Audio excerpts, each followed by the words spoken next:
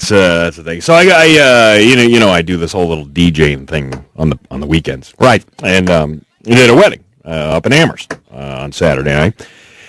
And usually and I got to say, this wedding happened to be one of the most fun weddings I've done.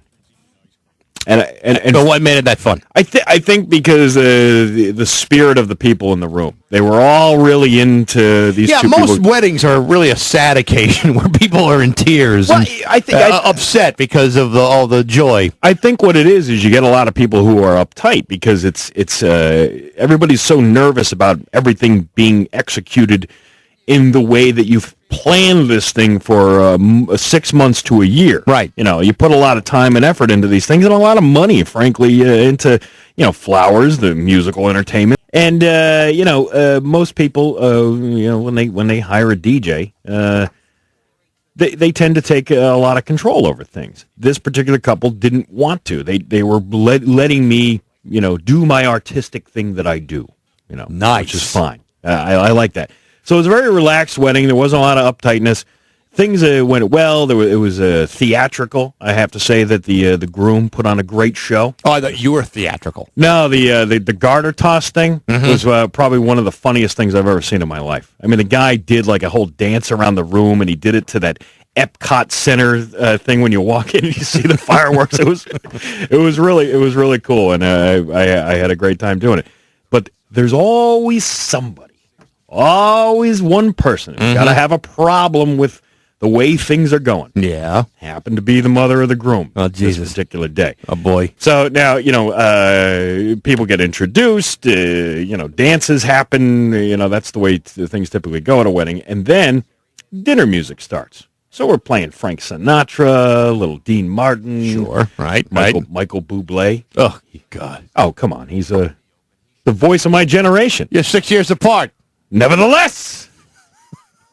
So you're playing the Michael bubble. What else next? So, but the music, I noticed that the music is maybe just a little bit too loud for dinner conversation. So I even asked the table, is this too loud for you? Like, no, maybe a little bit. I'll turn it down. I turned it down just a little bit. Then the groom comes over to me and he's like, hey, my mother says the music's a little too loud. They can't hear themselves talk. Okay. All right. Turn it down just a little bit more. Now we're it's light background music. You can't even really notice that it's you don't even know that it's Michael Bublé. No, you don't. It's but there's like some big band music going on in the background. So as I decide to use the little boys' room, I walk out into the lobby. The mother of the groom is standing there, and she goes, and I said hello, and she goes, "Will you just turn it down? Will you just turn the music down?" And I'm like, now the groom is standing here. He's like, "Mom, relax. It's a different song. It's a different. Everything's got a different. We just can't hear ourselves talk. I can't hear my thoughts in my head." I try to please everybody. That's the one thing, and it's the one thing you can't do when you're a DJ because everybody has different ideas of how things are supposed to go. Some people hate that song. That song. Yes, I try to do my best though to appease to everyone. So I went in, and before I went to go turn it down yet again, she walks away, and the groom turns to me and he goes, "Well, I see you've met my mother."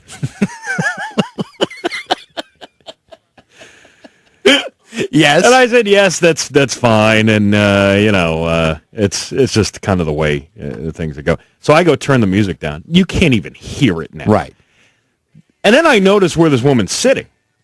She's on the opposite side of the ballroom. Like, how big's the ballroom? It's pretty big. And she's pretty far. I mean, you're in the other corner. Mm-hmm. So did she get like superhuman hearing, like Superman hearing?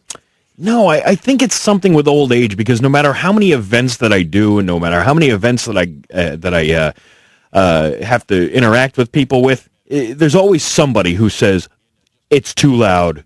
Can you turn it down?" Okay. So did this woman, if she's all the way at the end of the room, and your whole sound system is on the other side, because you're not putting speakers all over the room, right? Right. Okay. No, it's just two speakers, and you aim them. You basically can aim them wherever you want. And I had actually turned them away from the crowd, thinking that, all right, you don't want anybody to get drowned out with their conversation because it's dinner time. People want to talk to each other. It's not, and she even said that it's not 10 o'clock. I'm like, no, but it's 8:45, and things are starting to happen. They are serving coffee now, and if you just shut the hell up and sit down, maybe someone will give you a slice of cake. And then put in that loud, big, fat pie hole of yours. And then a little bit later on. By the way, am I making it worse for you? Yes, you are. Okay, I'm sorry. Yeah.